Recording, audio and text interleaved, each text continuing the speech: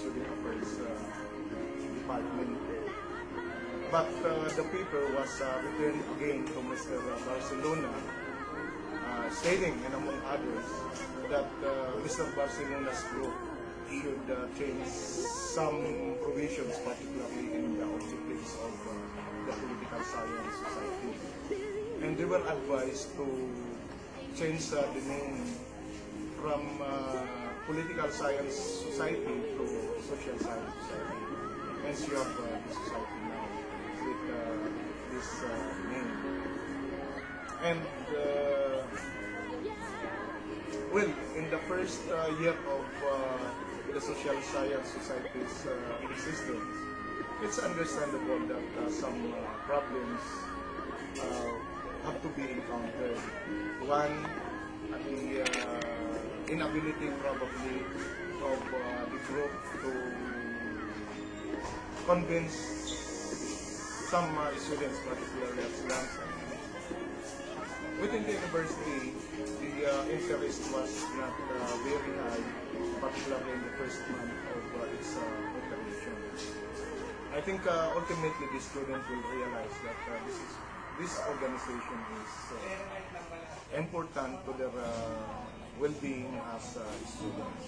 Through this organization, probably social awareness will always promoted. And what else I can say to the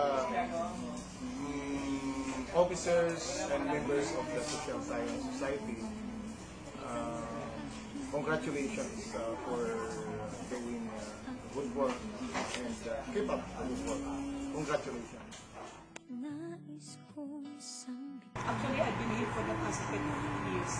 I'm fully aware that there is these university-wide organizations known as political science or however, it died a natural death because the school administrators did not give their full support, believing that it will not, the said organization will not redound to the benefits of the majority of the university, of the students in the university.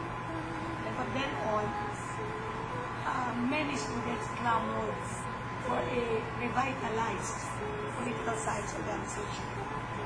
However, during the time of Dr. Manalo, the group of the AB Poli-Sci, who were then fourth year and third year, in the year 2006, 2007, 2008, we were able to persuade Dr. Manalo to recognize an organization that would cater to all students, specifically on the social-political issues.